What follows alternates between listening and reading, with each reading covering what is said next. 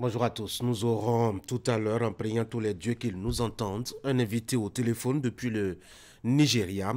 C'est Razaki Djiman, président d'une organisation de producteurs d'ananas de Ouegbo, c'est dans la commune de Tofor.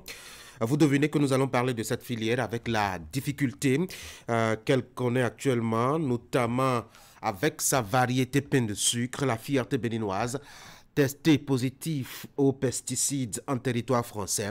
Avec lui, nous verrons ce qu'une telle nouvelle peut jeter comme difficulté et soucis sur toute la filière et ses acteurs et comment s'en remettre. Ce sera d'ailleurs notre deuxième sujet de discussion avec les débatteurs tout à l'heure. Au début de la troisième partie de cette émission, on fera donc nos échanges. Les acteurs seront là pour opiner sur cette actualité-là qui froisse ce qui est devenu l'orgueil international des Béninois. Avant ce sujet, nous allons dire deux mots à propos de l'actualité politique. Vous le savez, au Bénin, depuis quelques jours, la question de la crise entre le Bénin et le Niger occupe le devant de l'actualité avec la mission de bons offices d'anciens présidents béninois reçus hier au palais de la Marina pour ce qui est du dernier développement de cette actualité. Nous allons passer en revue les actes et les images que nous allons contextualiser. Nous sommes mardi, vous aurez droit à des rubriques qui sont quotidiennes comme Sport Matin avec Ali Moumouni et son invité.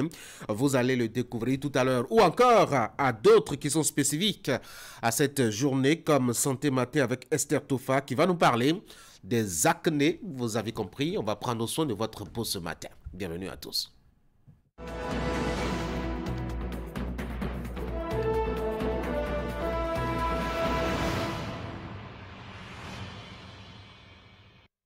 Voici Fraternité pour la une des journaux ce matin. Rencontre Talon, Yahi et Soglo. Les lignes bougent à constater. Tout heureux. Le quotidien maintenir le dialogue pour un rapide dégel a recommandé par ailleurs le journal. Résultat des examens de fin d'année, Ibrahim Issa, l'un des meilleurs de la promotion 2024 au bac français à l'école Montaigne. Détail à lire dans les colonnes de Fraternité qui précise par ailleurs que ce fils de l'honorable Issa Salifou obtient 17,38% de moyenne. Mentionne très bien avec félicitations du jury. Voici Matin Libre maintenant. Présidentielle de 2026, la rupture a trouvé son fonds de commerce et puis prison civile de Misrete. Un prisonnier politique est décédé. Qu'est-ce qui s'est passé? Le journal vous donne quelques explications. Et puis crise Bénin-Niger, baisse du chiffre d'affaires au port autonome de Cotonou. Dynamisme Info, échange avec Talon après Tiani. Soglo Yahi, confortés dans leur démarche pour le dénouement de la crise Bénin-Niger. Le décryptage info, quatrième revue MEDC, FEC et première revue FRD. Le FMI décaisse 67 millions de dollars au profit du Bénin. Le matinal, crise Bénin-Niger, à la page 2, vous lirez qu'il y a des signes qui sont annonciateurs donc du dégel entre les deux pays. Talon, Yahi, Soglo conviennent des diligences à mener. Diminution du volume de transit de 20 à 30% selon le DGPOR pour ce qui concerne donc cette infrastructure très importante dans l'économie du Bénin. Rappel de l'ananas béninois en France. Vous avez que l'SDG de l'APSA est gardé en vue. Et puis l'affiche du jour, ananas béninois rejeté en France. L'opposition interpelle le gouvernement à travers une série de 13 questions. Quelles sont ces questions? Achetez le journal et lisez. Médiation de la crise Bénin-Niger. Soglo et Yahi satisfaits de leur rencontre avec Patrice Talon. La relève Sénégal, nouveau maire de Ziguinchor, Djibril Sonko succède à Ousmane Sonko, de l'ombre à la lumière, une migration vers le sommet. Nous voici avec le leader du jour. Rencontre Soglo, Yahi et Talon à la Marina hier. Le peuple béninois retient son souffle, selon le constat fait par le journal. Le meilleur rencontre Talon, Yahi et Soglo pour une sortie de crise entre le Bénin et le Niger. Rien n'a bougé, mais les conditions sont désormais favorables. Analyse le journal. L'actualité, l'organisation du Hajj satisfait. Le royaume de l'Arabie Saoudite décerne le deuxième prix au Bénin pour Eh bien, cette organisation de cette année 2024. Et voici Éduc-Action. Pour non-paiement, depuis 4 ans, des AME de la maternelle se vident. C'est un constat donc du journal. Et nous voici de retour à la une de Fraternité pour la deuxième lecture. Rencontre entre Talon, Yahi et Soglo. Les lignes bougent. Maintenir le dialogue pour un rapide dégel, a recommandé le journal qui paraît à Ménoté. Résultat des examens de fin d'année. Ibrahim Issa, l'un des meilleurs de la promotion 2024 au bac français à l'école Montaigne, ce fils de l'honorable Issa Salifou, a obtenu 17,38 de moyenne. Mention très bien avec les félicitations du jury, a détaillé le journal. Voilà donc ce qu'on peut retenir de la une des journaux ce matin. On peut entrer dans les pages de Fraternité, aller notamment à la 3 pour découvrir un peu, je dois dire, le compte rendu et analyse que nous propose le journal à propos de cette actualité-là. Patrice Talon avait reçu hier donc ses prédécesseurs Boni Yahi et Nicéphore Soglo en audience au palais de la Marina. C'est dans le cadre de la recherche d'une solution pour le dégel de la crise entre le Bénin et le Niger. Fraternité revient un peu sur ce qui lui fait avoir de l'optimisme ce matin. Il n'y a que les lignes bougent, des petits plats. En tout cas, ce sont de petits pas vers le dégel. Les deux antagonistes sont disposés au dialogue. C'est ce qui ressort de la rencontre tant attendue hier au palais de la Marina. Elle a laissé s'échapper une première fumée blanche. Les deux anciens présidents ont réussi à obtenir de leurs successeurs une disposition pour le rétablissement du dialogue entre le Bénin et le Niger. C'est donc un deuxième acquis pour ces émissaires après avoir obtenu du général Tiani une disposition au dialogue. Vous avez d'autres détails à découvrir, notamment dans les colonnes du quotidien à la page 3.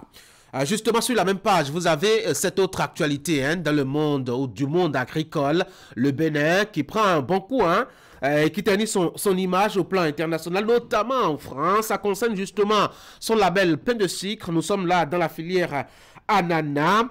L'ancien directeur de l'APSA, l'agence béninoise qui s'assure donc de la sécurité sanitaire des aliments, et un collaborateur sont gardés à vue. C'est justement dans cette affaire donc de soupçons de contamination chimique de cet ananas-là en France. Qu'est-ce qui s'est passé? Où est-ce qu'on en est? Qu'est-ce qu'on leur reproche? Quelles sont les questions? À l'heure du jour actuellement, Fraternité vous propose justement quelques éléments. Si vous aimez l'actualité au plan africain, allez à la page 8, vous avez justement cette présidentielle en Mauritanie qui a donné son verdict hier avec la réélection du président Sultan Ould Ghazouani. Il a été réélu avec un taux de 56%. Du vote à peu près. Pendant ce temps, il y a un autre gouvernement qui se forme avec un autre qui a été réélu. Nous sommes là en Afrique du Sud. Cyril Ramaphosa a été réélu et a formé son gouvernement. C'est un effectif pléthorique avec ce gouvernement-là et des précisions assez spéciales concernant la nouvelle équipe du dirigeant sud-africain. Acheter Fraternité et sourire en découvrant justement la formation et la physionomie de ce gouvernement-là. Allez, on va passer maintenant au bulletin d'information avec Florence Boussa. Florence, bonjour. Bonjour Tanguy, bonjour chers amis téléspectateurs. Et le sujet qui revient, décidément, c'est l'actualité en tout cas. Je veux parler de ce déplacement des anciens présidents Nicéphore Soglo et Boni Yahi hier à la Marina.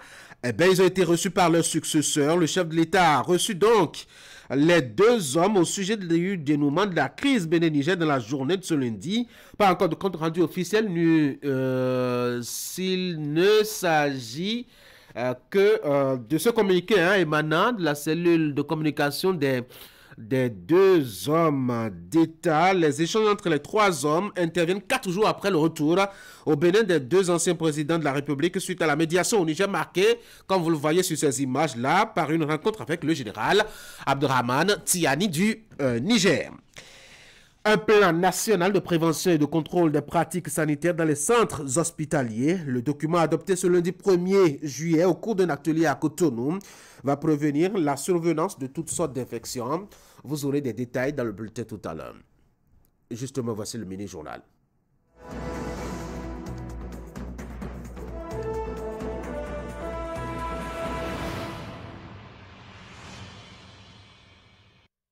C'est l'actualité, on n'y échappe pas. On va commencer par là, Florence Boussa. Patrice Talon a reçu ce lundi ses deux prédécesseurs dans sa fonction, notamment de chef de l'État. Il s'agit de Nicéphore Dieudonné Soglo et de Boni Yayi. Les trois hommes d'État ont échangé en mi-journée au sujet de la crise entre le Bénin et le Niger. Les deux anciens chefs d'État ont tenu cette rencontre avec l'actuel locataire de la Marina au lendemain de la médiation dont ils ont eu l'initiative la semaine écoulée. L'audience tenue à huis clos a duré environ 1 heure de temps. Des communiqués du secrétaire général du gouvernement et du parti Les Démocrates sont donc attendus dans les prochaines heures. Mais avant, revenons sur le contexte de cette rencontre avec les trois personnalités dans ce récit. La nouvelle était à la une de l'actualité en début de semaine écoulée. Nicéphore Soglo et Boni Yayi à Niamey pour une médiation dans la crise entre le Bénin et le Niger. Comme annoncé, les deux anciens chefs d'État béninois ont été reçus le mardi 25 juin avec les honneurs dus à leur rang par le général Abdourahmane Tiani, président du Conseil national pour la sauvegarde de la patrie au Niger. En présence du Premier ministre, du ministre de l'Intérieur et d'autres hauts cadres de la transition nigérienne, les deux hommes d'État béninois franchissent le record de temps d'audience accordé par l'homme fort du Niamey depuis son arrivée au pouvoir le 26 juillet 2023. 3 heures d'horloge. C'est la durée de cette rencontre entre Soglo, Yayi et Tiani. Sans nul doute, la question de la fermeture des frontières du côté du Niger et l'avenir du projet d'oléoduc ont été au centre des échanges sans laisser de déclarations filtrées dans la presse. Les deux anciens présidents du Bénin, à Niamey, ont aussi rencontré deux anciens chefs d'État de la République du Niger, le général Salou Djibo et Ousmane Mahaman. Le séjour de 72 heures s'est achevé le jeudi 27 juin 2024, date à laquelle les deux médiateurs sont revenus à Cotonou. La rencontre de Nicéphore Soglo et Boni Yayi avec leurs successeurs à la Marina ce 1er juillet, 4 jours après le retour au pays, est une suite logique de l'agenda en cours pour juguler la tension entre les deux voisins. L'audience a été annoncée pour la mi-journée de ce lundi à 12h30 précisément. Les membres de la Fondation Malheroso étaient face à la presse ce lundi. Il était question d'apprécier la bonne organisation de la participation des pèlerins béninois au Hadj de cette année. À l'occasion, la Fondation a félicité le chef de l'État et son gouvernement pour la pertinence des réformes permettant aux musulmans d'accomplir ce pilier de l'islam dans de meilleures conditions. Bien d'autres sujets d'actualité ont été évoqués à la faveur de ce point de presse organisé au siège de la formation Idrissou Boukari. Les discussions avec la presse ont démarré par cette prière, la lecture de Saint-Coran pour remercier Allah pour ses grâces sur le Bénin. Au menu de ce point de presse, l'organisation du Hadj 2024. Grâce aux réformes opérées par le gouvernement du président Patrice Talon depuis quelques années, cette campagne se déroule désormais dans de très bonnes conditions et la Fondation Malheroso tient à exprimer sa gratitude au chef de l'État. Notre pays, le Bénin, a été distingué par le Royaume d'Arabie Saoudite en recevant le 2e prix décerné au pays et réalisé une bonne performance de satisfaction des pèlerins quant aux services fournis. C'est donc le lieu de nous dire grand merci au président de la République, son Excellence Monsieur le Président Talon, grâce à qui, depuis quelques années, les difficultés auxquelles étaient jadis confrontés les pèlerins sont totalement conjuguées au passé. Une délégation de la Fondation Malheroso était en visite à la zone économique spéciale de Glodjibé le vendredi 31 mai 2024 pour découvrir l'immense transformation de l'économie béninoise en cours. À l'occasion de ce point de presse, la Fondation réaffirme sa disponibilité à jouer sa partition pour la sécurisation des matières premières dont ont besoin les usines de transformation. Et nous demandons au gouvernement aussi, si les prix ne sont pas abordables, de s'entendre avec eux. C'est ce que la Fondation Malheroso demande ça quoi. On soutient tous les deux, entendez-vous. Gouvernement, augmentez quelque chose. Et vous, ne faites pas sortir vos choses parce que Ça va nous faire développer le pays et nos enfants trouveront du travail à faire. Nous allons leur poser la question. Les gens qui viennent payer chez vous, c'est à combien? Si le gouvernement paye chez vous, c'est combien? Et avec ça, nous allons essayer de rencontrer le gouvernement pour leur expliquer les raisons pour lesquelles les produits sont exportés. Si c'est 1000 francs, il faut leur augmenter au moins 100 francs. C'est ce que nous voulons faire. La Fondation Malheureux reste également préoccupée par la crise entre le Bénin et le Niger. La démarche des anciens présidents Boni Yayi et Nicéphore Dieudonné Soglo ont été saluées par les leaders religieux qui gardent l'espoir d'une issue favorable pour le bonheur des peuples béninois et nigériens. Le Bénin se dote d'un plan national de prévention et de contrôle, une action visant à éliminer les pratiques sanitaires dans les centres hospitaliers pouvant être vecteurs d'infections de tout genre. Ceci dans le but de limiter et de prévenir ces infections. Le document a été adopté ce lundi à l'issue d'un atelier qui a réuni les acteurs de la médecine hospitalière. Esther Toufa. Cet atelier a réuni au Centre national hospitalier et universitaire Hubert Koutoukou-Maga de Cotonou les experts venus des hôpitaux et du ministère de la Santé. Après un long processus enclenché depuis 2022, l'heure est à la validation de cet outil stratégique pour la médecine hospitalière. Les actes de soins que nous posons au quotidien dans nos hôpitaux et dans nos formations sanitaires en général sont souvent teintés de mauvaises pratiques qui sont à l'origine de nombreux risques d'infection associés aux soins et de l'augmentation de la résistance aux antimicrobiens. En effet, le but de ce plan national de prévention et de contrôle des infections est de protéger la santé de nos concitoyens en améliorant de façon continue nos pratiques au niveau de la prévention et du contrôle des infections. Par ailleurs, la validation de ce plan et sa mise en œuvre va aboutir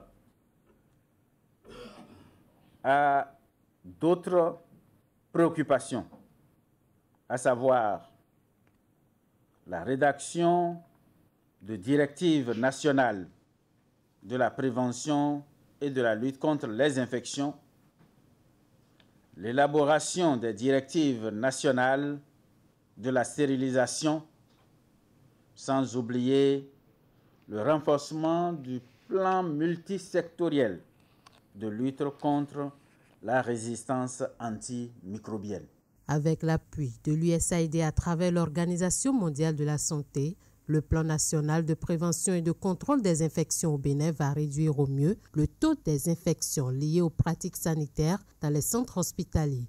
À cet effet, la première stratégie est le suivi de la pratique de l'hygiène des mains. Principalement, les études ont montré que c'est la mauvaise hygiène des mains qui est le principal responsable de la transmission des infections en milieu hospitalier.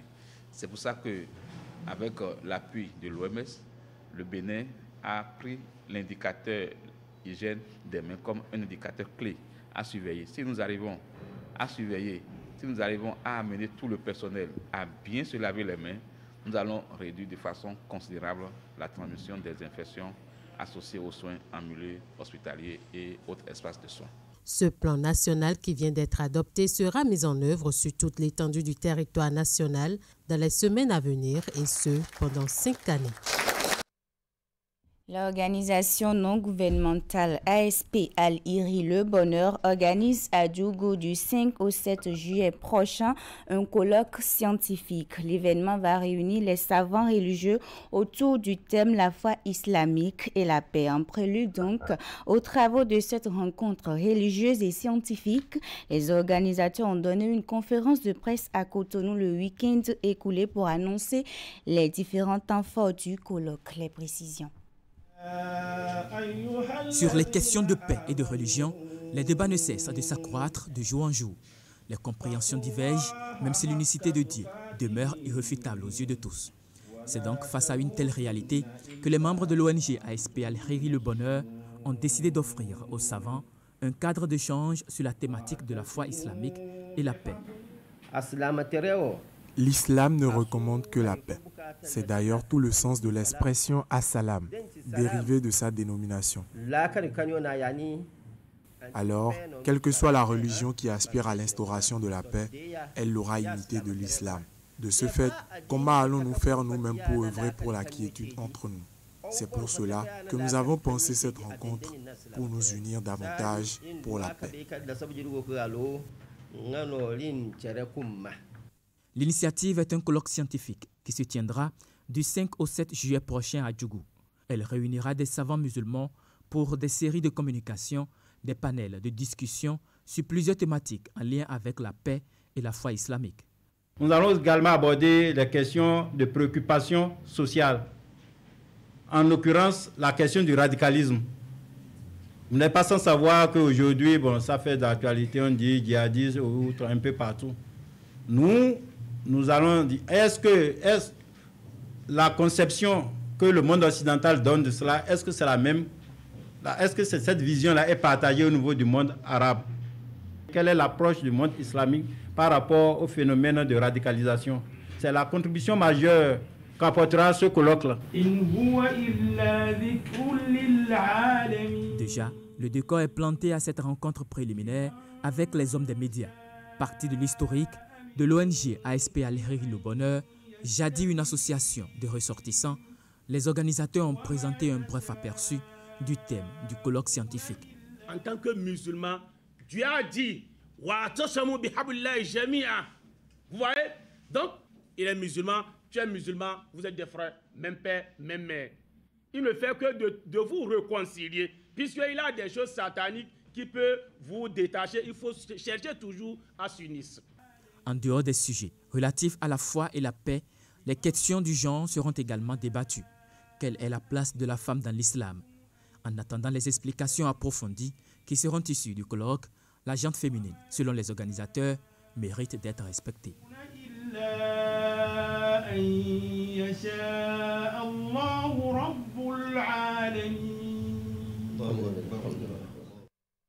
Tanguy, c'est l'essentiel, la retenue des informations ramassées par les micros et caméras de la rédaction du Canal 3 Bina. Merci beaucoup à vous, Florence Bossa, pour la présentation. Donc, ce bulletin de l'information, je vous souhaite de passer une très bonne journée. Merci.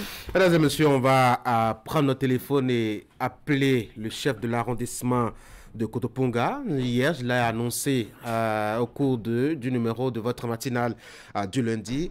Une violence a marqué, je dois dire, le week-end de cet arrondissement-là. Qu'est-ce qui s'est passé? On va en discuter avec l'autorité. Voici notre invité au téléphone.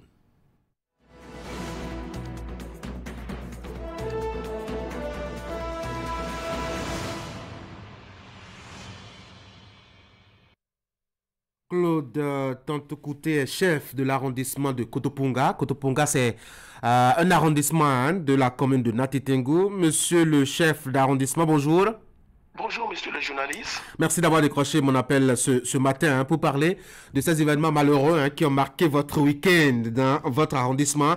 Faut-il le rappeler rapidement, le corps d'une fillette découvert sans vie. Les populations ont tout fait d'accuser des jeunes à qui d'ailleurs elles ont fait la peau dans une révolte spectaculaire samedi dernier. Monsieur le chef d'arrondissement, jusque-là on peine un peu à faire le point, je dois dire, des dégâts causés, notamment en perte en vies humaines. Certains parlent de 2, certains parlent de 3 personnes décédées. Qu'est-ce qui s'est passé et combien de personnes sont décédées finalement? Oui, merci monsieur le journaliste. Je réponds effectivement au nom de Tantokouté Claude, chef d'arrondissement de Kotoponga. Kotoponga qui fait partie des 9 arrondissements de la commune de Natitengu. Distant de 35 km de Natitengu, oui, effectivement, le corps d'une fille a été retrouvé morte dans un puisard. Cela s'est passé du vendredi au samedi. Et la fille a quitté la maison depuis une semaine. Et toutes les recherches ont été vaines. Et ce vendredi, aux environs de 13 heures, le corps de la fille a été retrouvé et submergé dans un puisard. Et après le constat de la police républicaine, nous avons remarqué que le corps de la fille et certains organes ont été enlevés. Et le sexe, la main gauche de la fille a été emportée. Et sous l'autorisation de la police républicaine, le corps de la jeune fille âgée de 9 ans a été remis aux parents pour inhumation. Le samedi, aux environs de 9 h, il y a eu un soulèvement total de la population après les rituels Sommes en Afrique pour identifier, et puisqu'il ne s'agissait pas d'une mort naturelle, pour identifier les auteurs.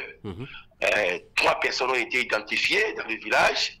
Il s'agit de Menama, Nigérien, qui résidait à Kotopunga depuis son bas âge.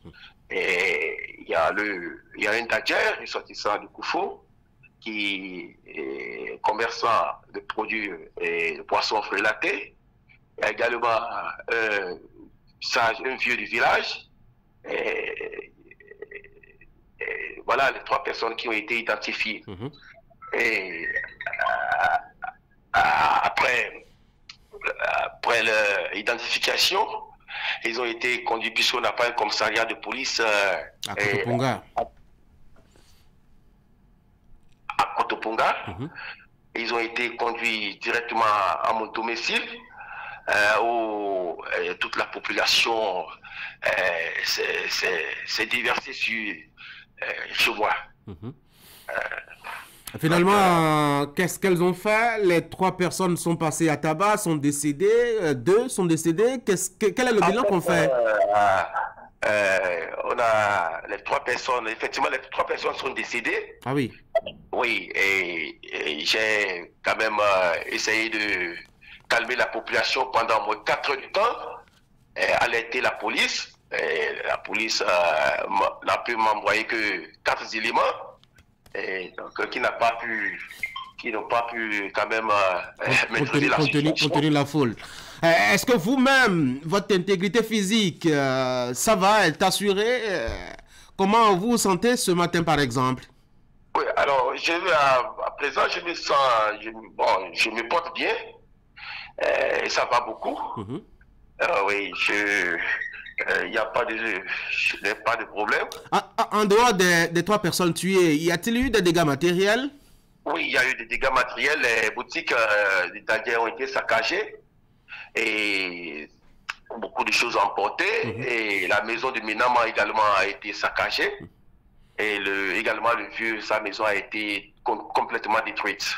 Alors comment est-ce que vous vous expliquez, monsieur le chef d'arrondissement, cette violence, cette furie-là des populations sur des gens auxquels elles sont quand même habituées? Vous aviez dit, le Nigérien, il a grandi dans le coin, le vendeur le ressortissant du Mono, pardon, lui aussi, il est dans la localité il y a un bon bout de temps, le vieux est ressortissant même de la localité. Comment est-ce que la population a pu être aussi violente avec ces personnes-là?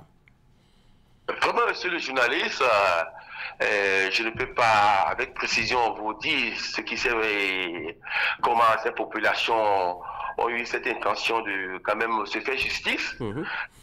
Parce que avant ça, nous avons eu le maire est venu ici, nous avons eu des sensibilisations par rapport à ces genres de trucs. Donc ce jour-là, je n'ai pas eu le contrôle, je n'ai pas du tout compris ce qui s'est passé. Et vraiment, le scandale s'est posé. Alors, est-ce qu'à l'heure actuelle, Kotopunga a retrouvé son calme et sa sérénité? Oui, le calme est revenu, puisque leur objectif, c'était de finir de tuer les 3 auteurs. Donc, c'était en fait le problème. D'accord. Merci beaucoup à vous, monsieur Claude Tantokouté. Je rappelle que vous êtes le chef de l'arrondissement de Kotopunga dans la commune de Natitengu. On parlait un peu de cette situation assez triste qu'a vécu votre arrondissement dans le week-end. Merci d'avoir été en ligne. Je vous souhaite de passer une très bonne journée. Merci à vous, monsieur le journaliste. Mesdames et messieurs, de retour à Cotonou. Voici chez vous maintenant l'actualité des sports.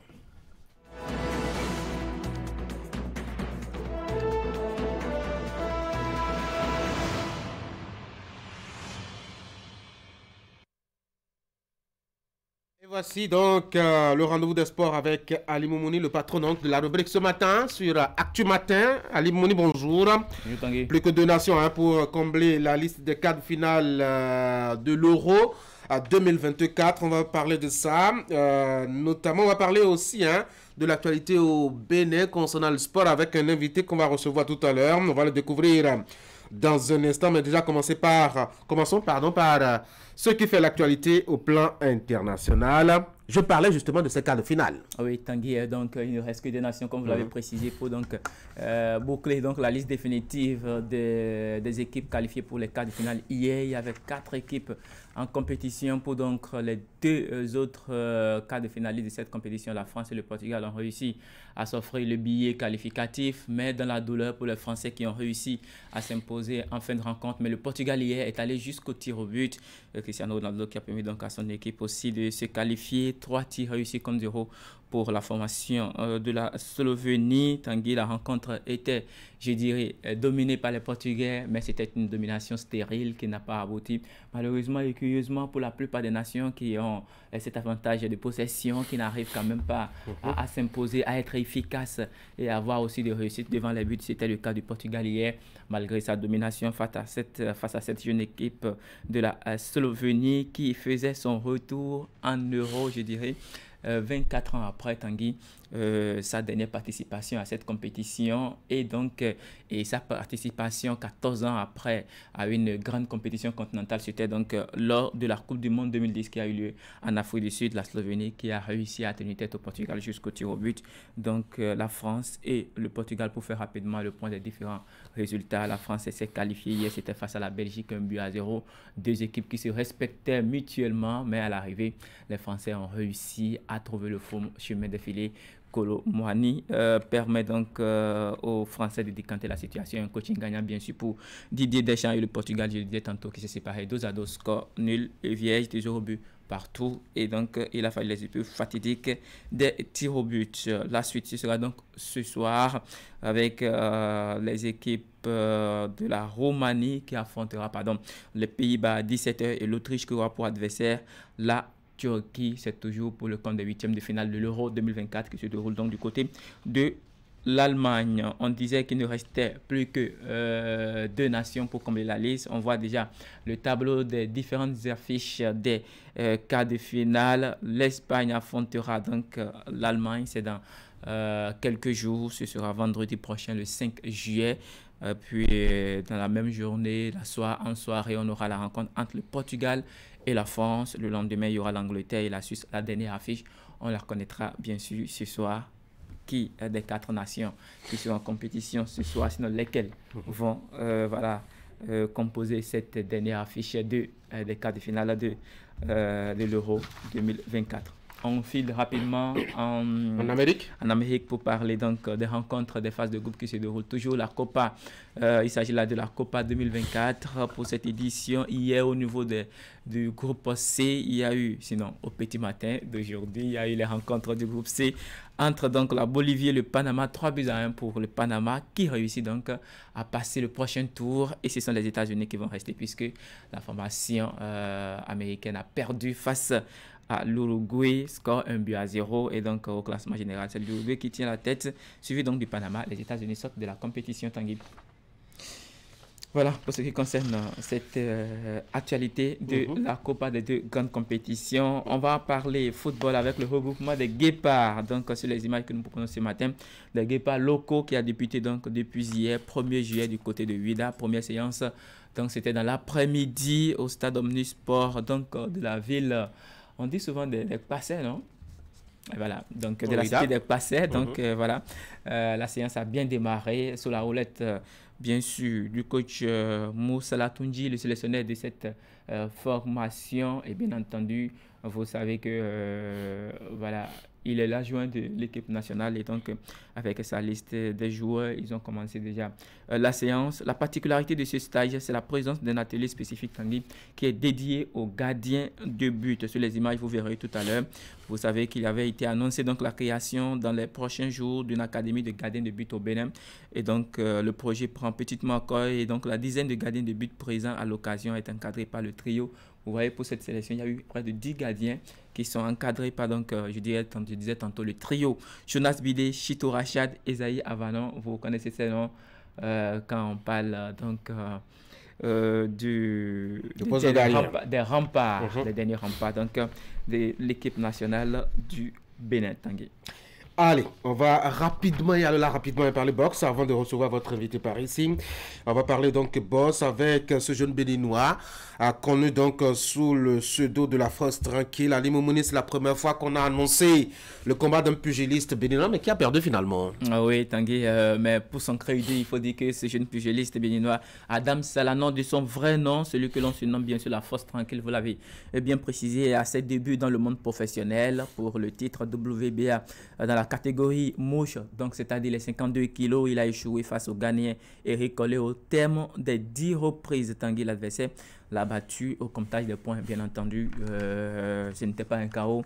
Le combat a eu lieu donc à Bokom Arena au Ghana. C'était donc le 29 juin dernier. Ce sont les images amateurs du combat. Le jeune béninois qui est donc en bleu, mais qui malheureusement a perdu son combat. Vous le voyez quand même un peu imposant, mais finalement, c'est lui qui a perdu voilà, au comptage des points après donc les 10 reprises. Une autre fois, cela c'est tellement la bonne. Merci beaucoup à vous, Ali. On va passer maintenant à votre invité ce matin. Il s'appelle Rolando Kouchan, directeur exécutif adjoint de l'association de la presse sportive du Bénin. Monsieur Kouchan, bonjour. Bonjour, Tanguy. Bienvenue sur la Matin. Merci, c'est bon. Allez, vous allez parler avec Ali Moumouni de la Journée internationale des journalistes sportifs. À l'occasion, justement, votre organisation va lancer le mois de la presse sportive. Ali, c'est vrai? Ah oui, Tanguy, voilà, l'initiative elle est prise comme ça et je crois que ce sera une première au Bénin. Rolando Kouchan va nous préciser ça. Bonjour, Rolando. Bonjour Ali. Merci d'avoir accepté notre invitation. Merci beaucoup de nous avoir invités. Alors, quand on parle donc de la journée internationale des journalistes sportifs, de quoi il s'agit? Est-ce que c'est une journée récréative ou bien de quoi il s'agit concrètement? Je voudrais d'abord, avant de répondre à votre question, remercier la direction de Canal 3 qui ne cesse de nous accompagner depuis que nous sommes nés, il y a à peine quelques mois. Vraiment, il faut le souligner. Un an bientôt. Un an bientôt. Donc, je suis passé déjà sur ce plateau plusieurs fois pour en parler. Oui, la journée internationale de la presse sportive a été créée il y a bientôt 100 ans, et qui se célèbre à l'instar des journées internationales de la presse internationale, de la liberté de la presse, etc. Et donc, mais c'est pour la première fois que cela va être fêté au Bénin. Et ce n'est pas une fête de balade, ce n'est pas un pique-nique. C'est une journée au cours de laquelle nous allons réfléchir sur les problèmes qui minent notre corporation et essayer de trouver des solutions afin que chaque individu qui embrasse ce domaine puisse savoir que c'est un domaine d'avenir, c'est un domaine dans lequel il peut vivre, il peut avoir des conditions normales de travail. Alors pour vous demander, avant de vous demander, pour poser la question sur le programme, l'agenda de cette journée, puisque nous sommes déjà le 2 juillet, que ça se célèbre tous le 2 juillet de chaque année. Oui. Pourquoi l'association de la presse sportive béninoise a décidé alors donc de la presse sportive du Bénin, la PS Bénin, a décidé d'en faire tout un mois? C'est une initiative personnelle de l'association, c'est-à-dire que nous voulons être un peu original par rapport à cette fête, parce qu'il y a plusieurs activités qui ont été programmées sur ce mois et il ne faut pas oublier que c'est le mois de la création naturellement de l'association et donc nous voulons faire corps à la célébration de l'an 1 de la naissance de l'association aussi. Et donc le mois de juillet a été un mois béni pour nous et donc c'est le mois qui a vu la création de l'association, qui a vu la majorité des journalistes sportifs de se mettre ensemble pour voir dans la même direction. Et donc, c'était l'initiative géniale du conseil d'administration que préside Hakimé Ousseni. Et donc, au cours de cette, si vous permettez, rapidement, bien sûr, au cours de cette, le programme déjà de la journée. Voilà, d'abord, la journée qui va démarrer tout à l'heure à 9h30, il y a des communications. La première communication va faire l'état des lieux de la presse sportive, les faiblesses, les forces, et essayer de faire l'autopsie. Qu'est-ce que nous sommes, qu'est-ce qu'on était et qu'est-ce qu'on sera.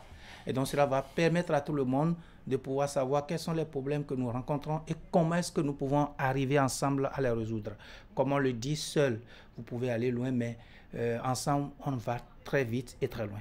Allez, pour l'autopsie Tanguy, vous qui êtes docteur et qui êtes sportif dans l'âme, vous êtes invité pour aider avec les seringues, les couteaux, afin de contribuer. On fera l'autopsie ensemble. Voilà, donc en quelque sorte, c'était juste une parenthèse. Et alors, la deuxième communication va parler de l'intelligence artificielle. On ne peut pas s'en passer parce qu'aujourd'hui, ça fait partie des éléments essentiels de la presse et qui est notre concurrent direct. Et donc, il y a un spécialiste qui viendra nous parler de ça, les avantages et les inconvénients que nous pouvons rencontrer sur ce terrain-là. Et donc, on a pensé que c'était quand même important de pouvoir mettre ça à la disposition des journalistes sportifs que nous sommes. Alors, pour le mois, il y a aussi d'autres programmes en dehors des communications. Oui. Vous pouvez nous rappeler quelques-uns? Oui, pour le mois, il y a beaucoup de choses. Nous avons prévu une formation au niveau des règles de jeu de handball. Vous savez, on avait déjà fait, il y a quelques mois, j'allais dire, même l'appellation de handball qui dit handball. Aujourd'hui, cette appellation est partie de nos langages. Et donc, il y a d'autres règles que nous allons, à travers cette formation, permettre aux journalistes d'acquérir.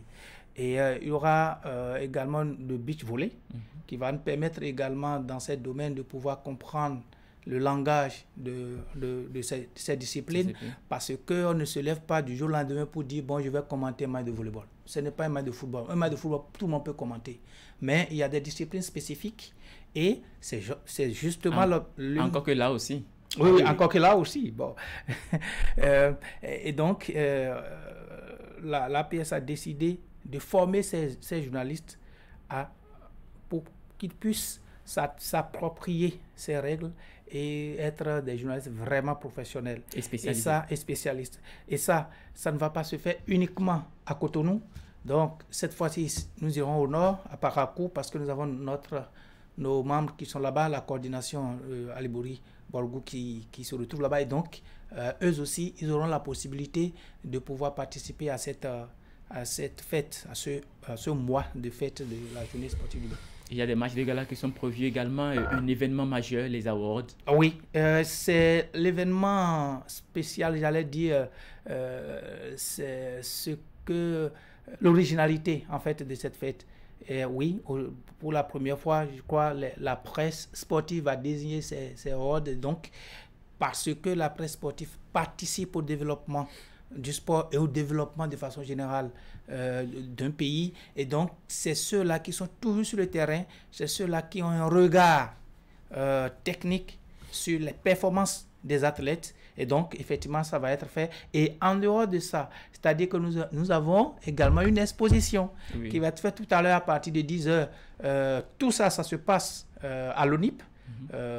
Ici à Kadiaoum. Et donc sur le jardin de l'ONIP, vous aurez l'exposition, vous allez voir les anciens journalistes, reporters sportifs en action, etc. Et donc vraiment c'est un ensemble d'activités qu'on a concordé pour vraiment permettre à tous ceux qui vont visiter de se rendre compte du travail colossal que se font les journalistes sportifs. Que font les journalistes, bien entendu. Alors, quand on parle bien sûr d'une organisation, on parle de moyens, d'accompagnement. Alors, comment est-ce que vous vous débrouillez pour ça? Alors, je voudrais profiter pour remercier tous les membres de l'association.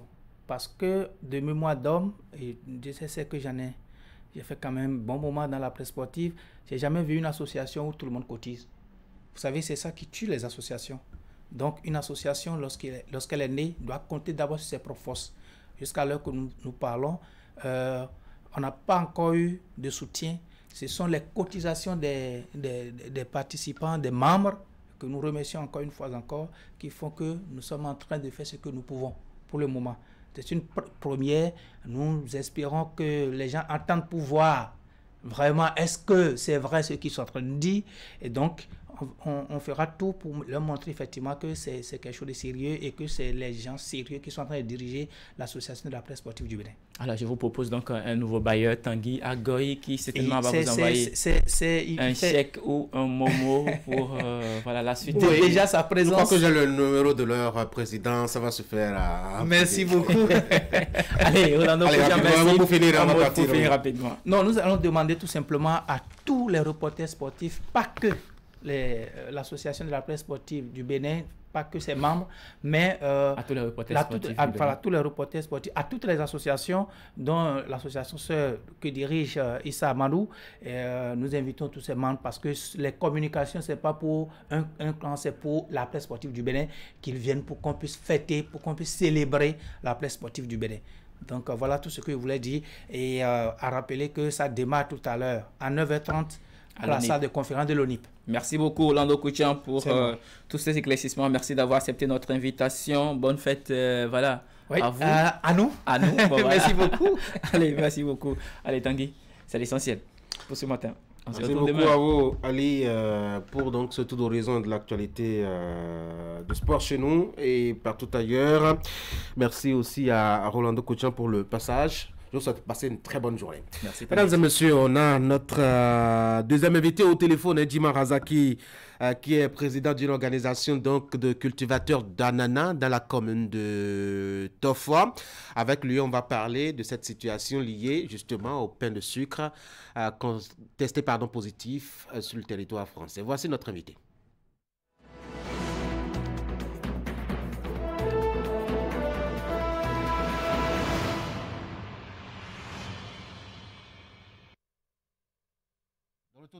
Pour notre invité au téléphone, je l'ai annoncé, Razaki Djimon, président d'une organisation de producteurs d'ananas de la commune de Tofwa.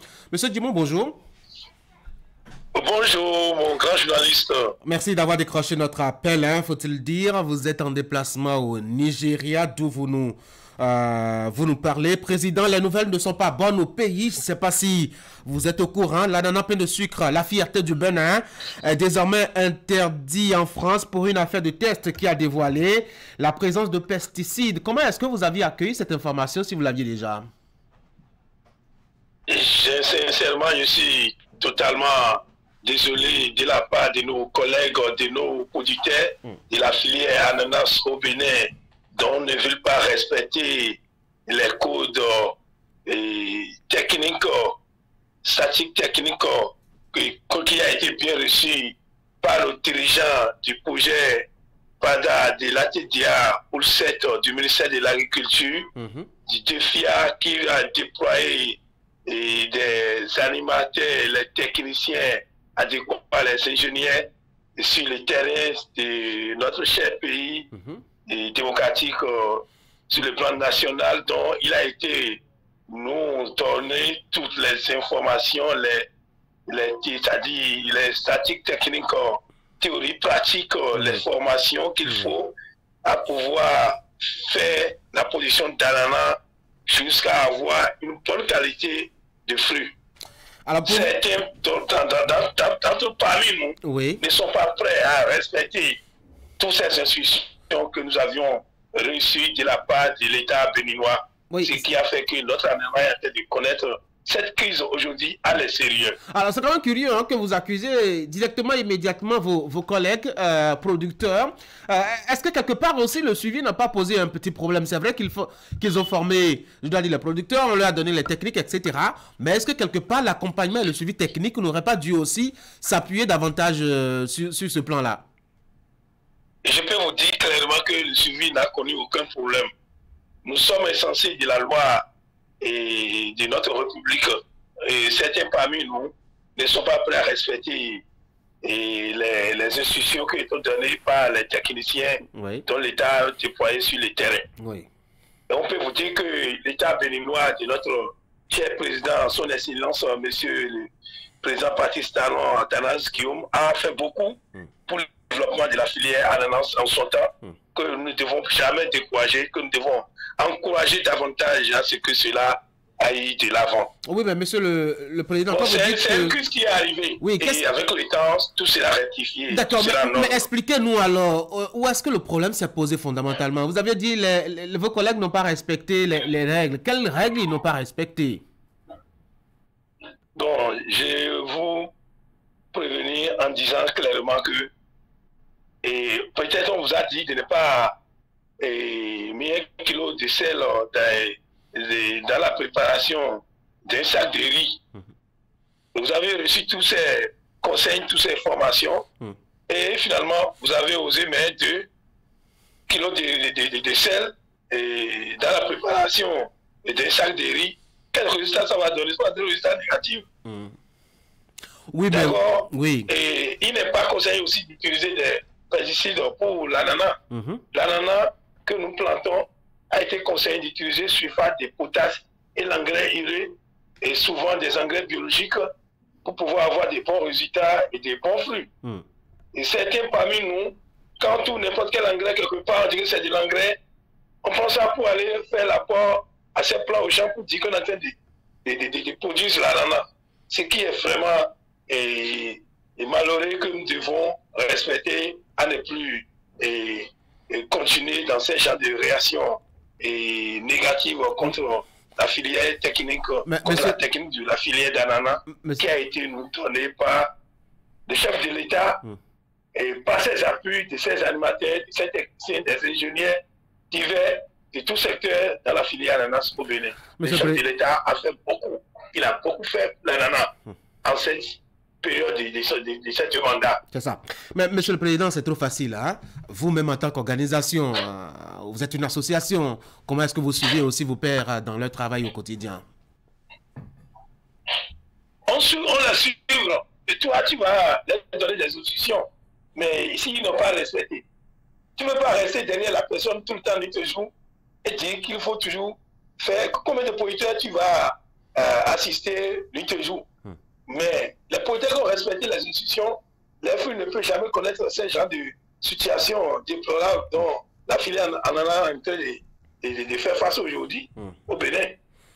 Alors, nous qui sommes consommateurs invétérés de l'ananas, vous nous dites ainsi qu'on n'est pas du tout en sécurité, en tout cas alimentaire. Si ce n'est pas la France qui a alerté, nous on consomme allègrement, Monsieur le Président. Ça veut dire que vous mettez les Béninois en danger, c'est ça? Désormais, je vais vous dire, si vous devez acheter des fruits, il faut identifier des producteurs qui ont été aussi bien formés avant d'acheter vos fruits. Pour acheter un ananas de 200 francs CFA, je dois avoir un producteur prénom? Oui, il y a des producteurs certifiés. Il y a des producteurs certifiés du Cobalt Cap. Il y a aussi des producteurs qui ont été bien formés. Moi, par exemple, si je trouve l'ananas, si ce n'est pas la bonne qualité, et si je divise l'ananas en deux parties, je peux le sauver déjà. C'est ça.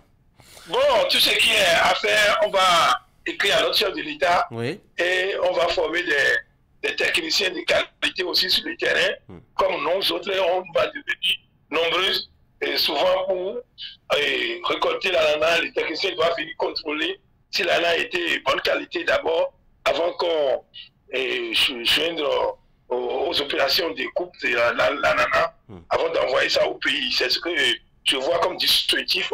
Quand un producteur ne respecte pas les codes pénals et de la statique technique de la filière ananas, il sera totalement rejeté par ses fruits. Et s'il avait investi milliards, il sera perdant. Et ça va lui servir de leçon à désormais suivre les codes techniques qui ont été exigés par la filière ananas.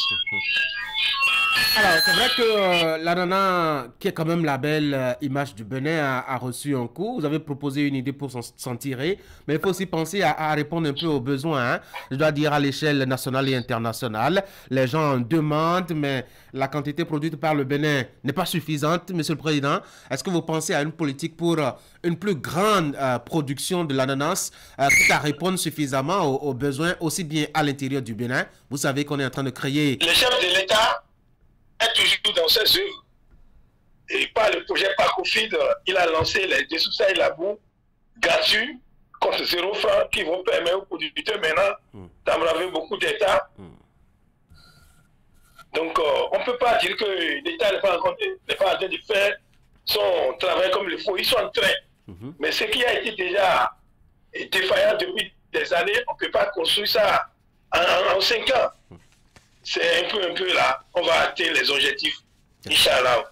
La femme qui couche l'enfant qui meurt, c'est elle aussi qui pousse des enfants qui sont vivants, qui font des bonnes œuvres. La France a oublié que c'est l'ananas du Bénin qui est la meilleure qualité, dont il recevait tout le temps. Mais dans toute tomate, il peut y avoir des tomates pourries. Ce n'est pas que tous les producteurs d'ananas du Bénin sont des propriétaires d'ananas, ils ne connaissent pas l'ananas, non. Tout sauf ça. Peut-être c'est un individu qui n'a pas respecté cette technique-là qui a fait qu'on a connu cette crise. Mais cette crise est temporaire, ça ne pourrait pas être permanent. De la part de la France aussi, si ce n'est pas permanent, à leur niveau, ils sont aussi ingrats, selon ma décision, ma conviction personnelle. On va pas, il n'y a rien sans problème. Il y a des problèmes, même si avec les négociations en règle. Et si j'étais à la place de la France, je n'ai même pas mis l'ananas sur l'ananas du Bénin et sur les chaînes internationales que la c'est une question de santé, c'est une question de santé de la population. Ils sont signalés à qui? Oui.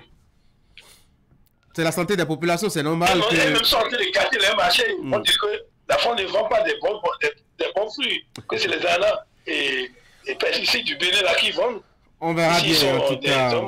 Très expérimentés, ils ne vont pas jeter cette information dans le monde entier, vraiment tout ça. Et je vois l'incompétence de la France à cette situation aussi.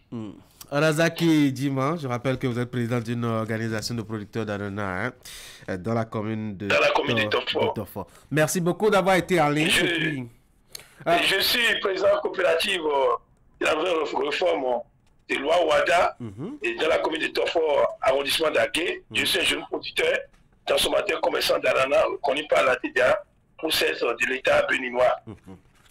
Merci en tout cas d'avoir été à l'île. L'ananas sur le Burkina, le Niger et le Nigeria, un peu partout. Bon, on s'est débrouillé quand même. Mais le chef de l'État, là, on doit le remercier pour ses œuvres qu'il a de faire en faveur du développement de la filière de l'ananas au Bénin. Certains individus n'ont pas respecté les codes techniques, ce qui a fait qu'on a connu cette crise aujourd'hui. Mais je sais que cette crise est temporaire. On peut toutefois négocier avec la France et leur assurer que des choses du genre ne vont jamais se produire. On verra bien en tout cas. Razaki Djima, je rappelle, donc vous êtes président d'une association de producteurs d'ananas dans la commune de Tofo. Merci d'avoir été en ligne. Bonne journée à vous. Merci beaucoup. Bonne journée. Oui. De retour à Cotonou. Voici maintenant chez vous Santé Matin avec Esther Tofa.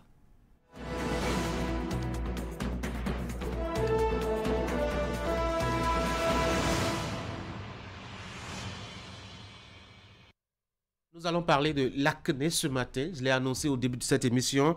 Esther Tofa, bonjour. Bonjour. C'est une maladie, dites-vous, de la peau très fréquente. Elle survient souvent dès l'adolescence avec les prémices de la puberté, mais de plus en plus de femmes et d'hommes adultes sont exposés à cette pathologie cutanée-là qui met parfois, ou très souvent, mal à l'aise. Évidemment, quand on a une peau qui n'est pas uniforme, on est tout le temps gêné. Alors, qu'est-ce qui peut causer les acnés ? Les boutons d'acné peuvent être causés par divers facteurs, notamment l'excès de sébum. Ce qu'on appelle l'excès de sébum, c'est les sortes de graisses que l'on retrouve sur le visage, les pores obstrués par les cellules mortes de la peau, des bactéries, des inflammations. Dans le cas des adolescents, ce sont les changements hormonaux qui favorisent l'apparition des acnés, mais le stress, l'alimentation, l'exposition continue au soleil, bien sûr, et les produits de soins de peau inadaptés peuvent également contribuer à l'apparition de l'acné. Chez la femme, il faut dire également que la période menstruelle est un facteur de risque. Les boutons d'acné sont d'ordinaire bénins, mais il faut commencer par s'inquiéter lorsque ces boutons deviennent très douloureux, enflammés, s'ils laissent des cicatrices ou persistent malgré les soins réguliers.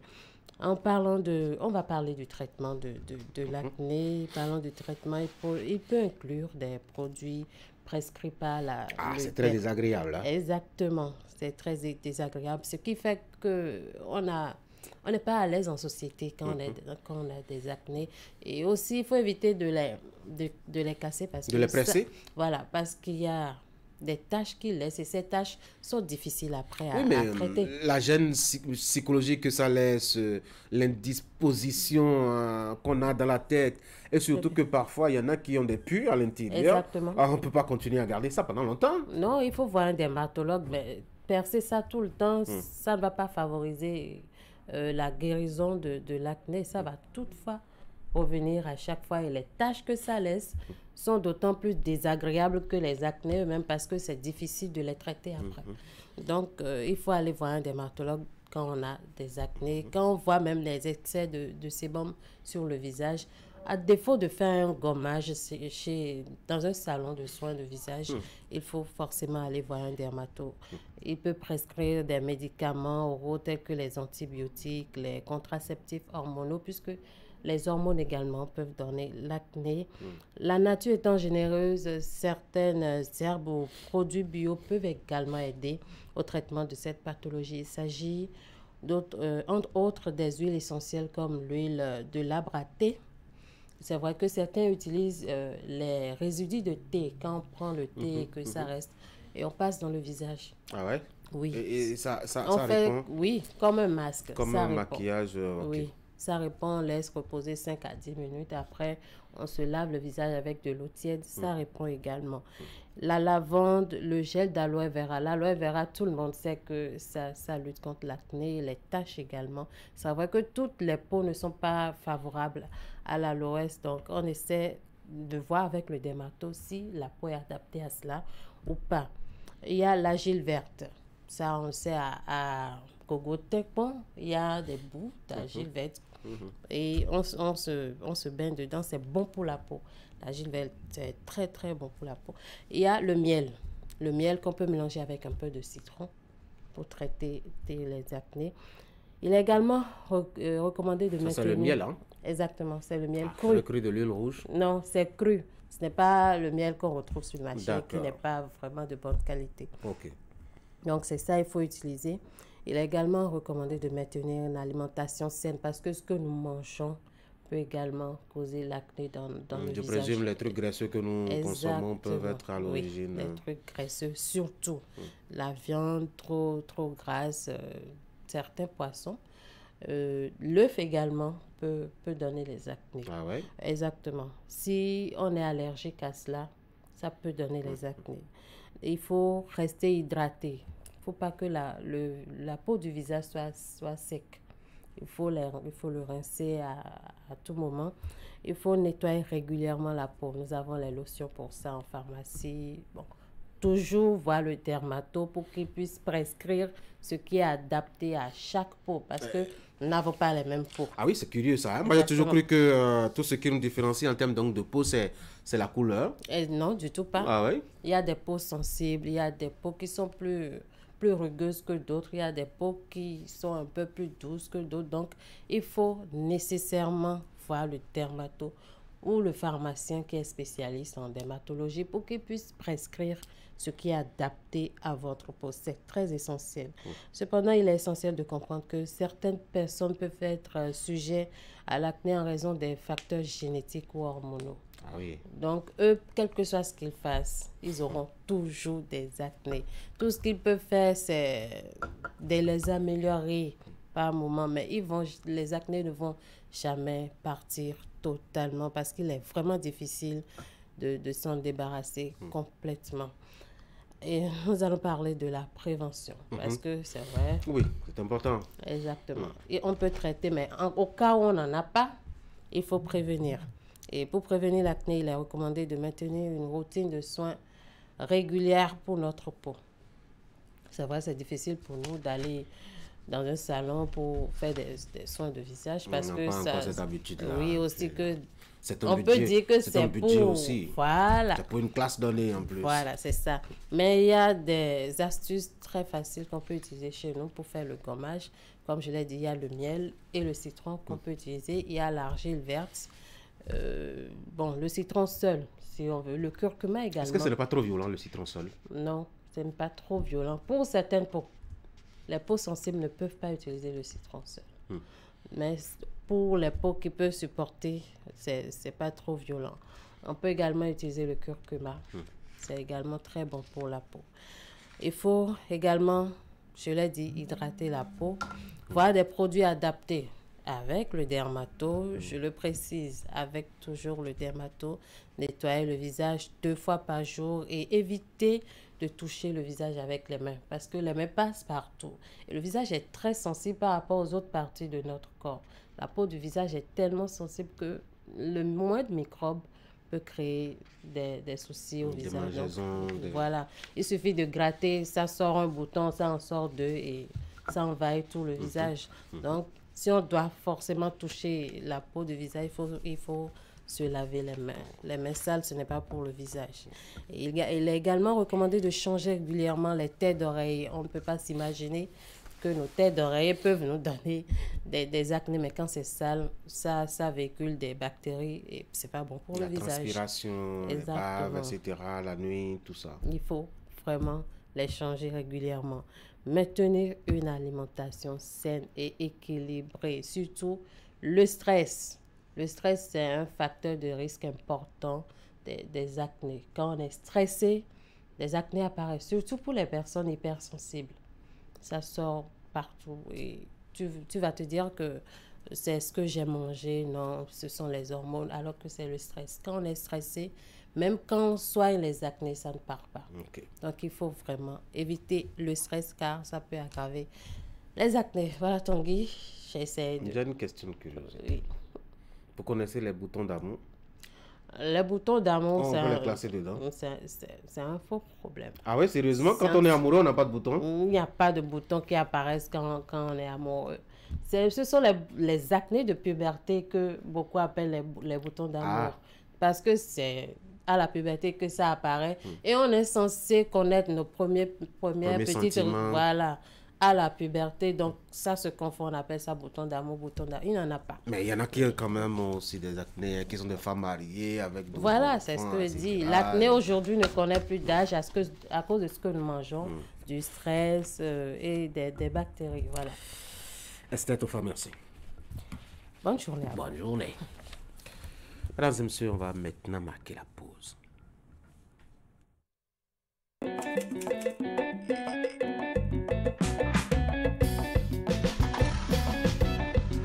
Peuple daoulé, je proclame l'indépendance du Dahomey.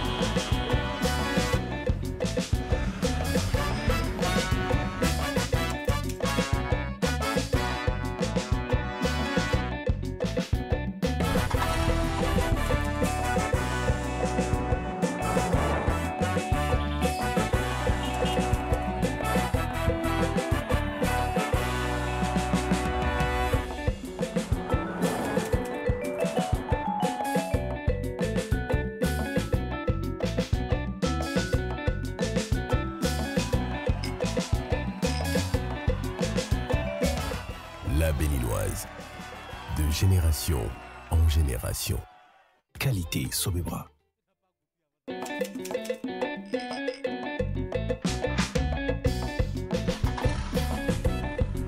Peuple daoulé, je proclame l'indépendance du Dahomey.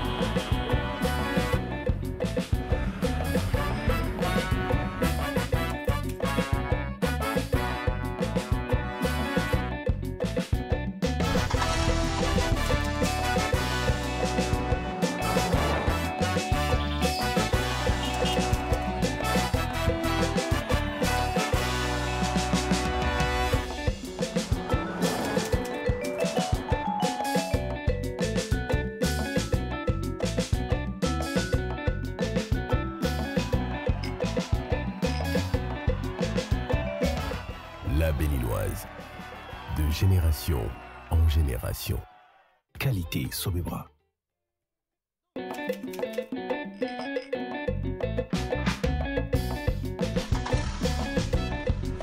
Peuple daoulé, je proclame l'indépendance du Dahomey.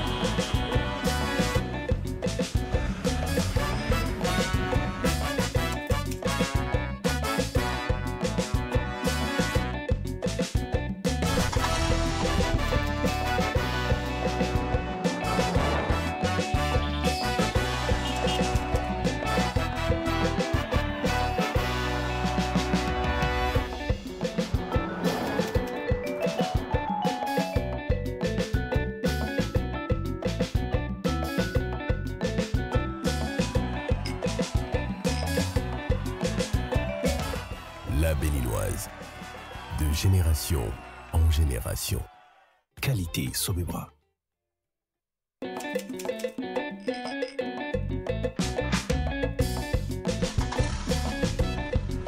Peuple daoulé, je proclame l'indépendance du Dahomey.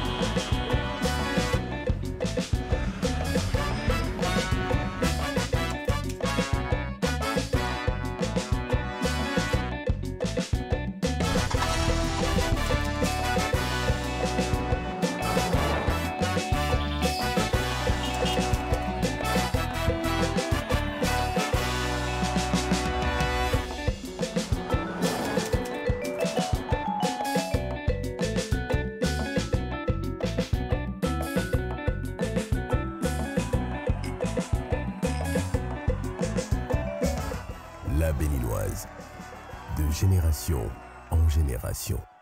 Qualité Sobebra.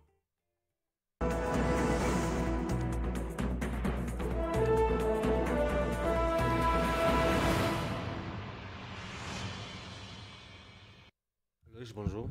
Bonjour Tanguy. William, bonjour. Eric, bonjour. Bonjour Tanguy. Nous avons deux sujets sur la place. Nous avons celui-là qui ne quitte pas l'actualité depuis 2 semaines environ.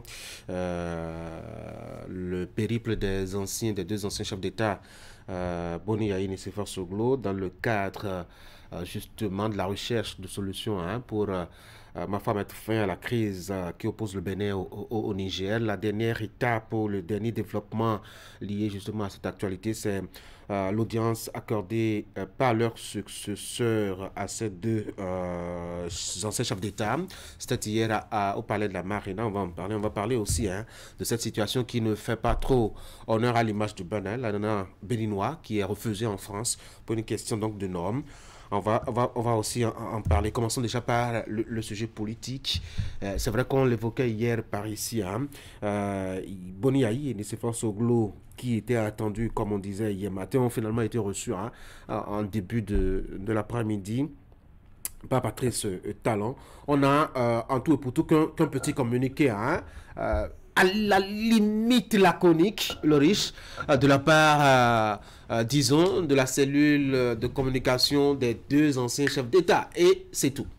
Ouais, c'est tout, mais il y a l'information. Ah oui, c'est laquelle? L'information, c'est que nous avons appris que l'actuel et le dépositaire du Palais de la Marina a accepté et se rend disponible pour un tête-à-tête si éventuellement il devrait y en avoir. Donc il y a une information et je pense que je préfère que les choses soient ainsi parce que cette négociation, je l'ai dit hier sur ce plateau et je l'ai toujours dit, doit se faire hors micro, hors caméra. Parce que quand il y a trop de supputations, avec beaucoup d'émotions autour, ça ne fait pas du bien à la résolution de la crise. Observez un peu les derniers développements, les écrits de Niamey, de Cotonou, ça ne fait pas effectivement du bien à la résolution de la crise parce que l'homme étant nanti de son ego a des ressentis. Et parfois, quand les commentaires frustrent ou vont dans l'un sens pour soutenir un camp ou l'autre ou discréditer un camp contre l'autre, c'est que ça n'arrange pas du tout les choses. Là où nous en sommes aujourd'hui, il y a des peuples qui souffrent. Le peuple du Bénin, le peuple du Niger qui souffre. Et ceux qui n'ont pas un intérêt personnel à ce que cette crise-là soit résolue, sont là à alimenter, oui, un comité, disons, autoproclamé médiateur, ainsi de suite, et tout ça. Ce n'est pas le plus important. Si aujourd'hui, il y a possibilité de résoudre la crise, qu'on aille vers cette résolution. Et je suis particulièrement fier de voir le président Patrice Talon, droit dans ses bottes, qui a accepté de recevoir ses aînés, ses prédécesseurs, échanger avec eux. C'est vrai que... Personne ne l'avait dissuadé. C'est vrai que la décision, la dernière décision lui incombe.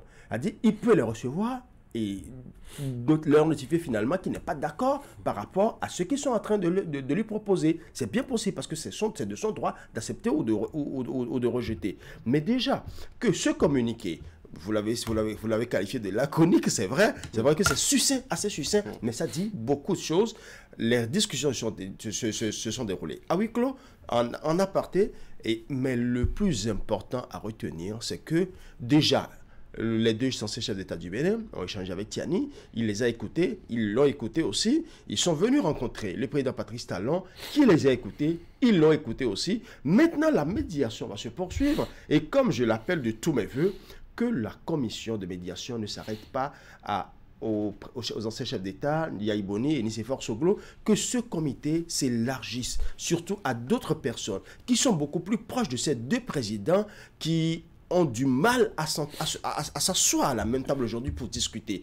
L'essentiel aujourd'hui, c'est aussi de voir où cette rencontre-là va se faire. Est-ce que ce sera à Cotonou? Est-ce que ce sera à Niamey? Je ne crois pas que... Vous savez, il faut qu'on fasse un peu attention à la sensibilité. Parce que Il y a eu beaucoup de tensions par le passé. Maintenant, est-ce que vous voyez Tiani accepter de venir à Cotonou pour échanger avec le président Patrice Talon?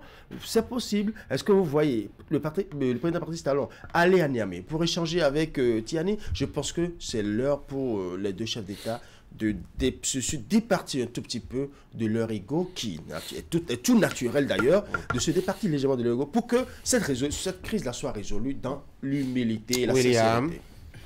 Tiani est prédisposé à un règlement de la situation. Patrice Talon aussi. Bravo, bonne nouvelle. En principe, on devrait leur dire, écoutez, voici le numéro de Tiani, Talon, voici le numéro de Tiani, il ne le méconnaît pas, et vous le savez mieux que moi. D'accord. Les chancelleries... Si les deux sont disposés, je crois que ça doit être plus facile. Oui, en fait, ils sont d'accord à s'écouter. Je pense que ce qu'il y avait comme principale brèche exploitée par les dérives de part et d'autre, c'est bien la surdité. La cécité aussi par endroits, mais surtout la surdité. En fait, on est convaincu que l'autre a tort, on ne veut pas l'écouter, il ne fait pas bonne presse, sa tronche n'est pas ce qu'on a envie de voir, en fait. Et c'est mutuel depuis quelque temps. On me dira que le Bénin a fait des pas d'ouverture, de dialogue, mais en fait, ça, c'est de façade. Je ne dis pas que c'est de l'apparat, mais ça, c'est ce que nous voyons. Oui, c'est ce qui est visible. Qu'est-ce qu'on reproche? Quels sont les sous-entendus réels pour qu'il y ait des postures tout aussi radicales? On ne le sait pas. Maintenant, quoi qu'on dise, quelle que soit l'ampleur de la plaie, de la gangrène, aujourd'hui, on est prêt à penser la plaie de part et d'autre. Pour moi, c'est la principale nouvelle. Je retiens deux choses de ce communiqué. Primo, ce que je venais de dire, et secondo, les diligences, ils ont convenu, les trois personnalités ont convenu de faire les diligences pour que le dialogue se renoue, mais également la facilitation continue, c'est-à-dire la médiation, qu'elle soit autoproclamée ou quelle que soit sa nature. Patrice Talon la valide. J'aimerais bien retourner sur ces canaux où des gens se sont permis d'écrire tout et rien au sujet de cette crise en prenant des positions vraiment discutables du point de vue de l'unité nationale et du patriotisme dont on devrait se revertir devant une crise comme celle-là.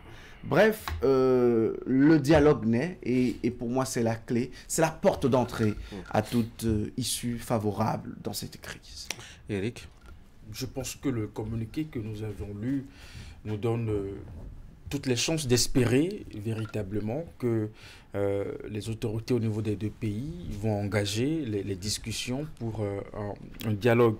Je note dans le communiqué que le président de la République du Bénin et les anciens présidents ont convenu justement au cours de l'audience des diligences à mener pour un rétablissement rapide du dialogue souhaité par toutes les parties. Je pense que par toutes les parties voudrait dire que du côté du Niger aussi, quand les anciens présidents y étaient, Tiani aussi a partagé véritablement le vœu de s'engager dans un dialogue, ce que Cotonou aussi a accepté. Et donc certainement que après cette rencontre d'hier, il y aura un autre agenda, certainement d'ici quelques jours, pour que nous puissions espérer voir véritablement les différentes autorités au sommet de ces États échanger.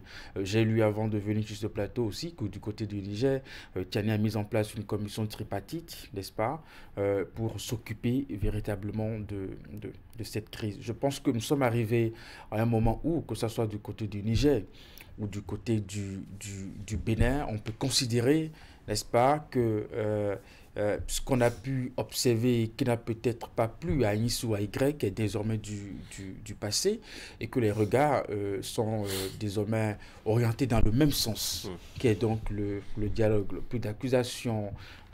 William a rappelé qu'il y a eu des dérives par le passé. D'accord, je pense que nous pouvons aujourd'hui mettre ça de côté et vraiment engager les discussions et savoir ce qu'il y a lieu de faire pour permettre aux deux parties de se sentir renforcées et sécurisées, n'est-ce pas, pour que nous puissions véritablement passer à autre chose. Parce que le monde n'est plus à ce niveau où on va se quereller pour des détails qui finalement apportent beaucoup de nuisances à nos deux populations. Alors, parmi, je dois dire, dans le communiqué, l'autre chose qu'on retient, et d'ailleurs William l'a souligné, c'est les diligences à venir pour continuer à faire tenir la flamme allumée. On parle de l'installation, de la création de comités tripartites. Les deux anciens chefs d'État vont pas aller dormir après donc ce tour entre Niamey et Cotonou. J'espère qu'ils ont encore beaucoup de souffle pour continuer. En tout cas, ils sont disponibles. C'est vraiment la prochaine étape qu'il faut. Quand on a vu qu'avec les officiels, ça a été compliqué de se parler d'abord. C'est la prochaine étape, et vous le savez, il y a quelqu'un qui a dit, à haute et intelligible, voir, on ne change pas l'équipe, il gagne. Si ce comité, ce duo des anciens chefs d'État a donné un résultat qu'on peut déjà, même si on n'a pas la finition, qu'on peut déjà applaudir, il faut reconnaître que s'ils ont cette force-là, ou du moins ce charisme-là pour amener les deux protagonistes à la table de négociation, on peut déjà maintenir ce cadre autour d'eux. Et ceci étant, quand je parle de cadre, il faut véritablement un cadre. Parce que quand on parle de comité tripartite, il faut véritablement un cadre qui tienne compte des deux parties, mais aussi des parties neutres.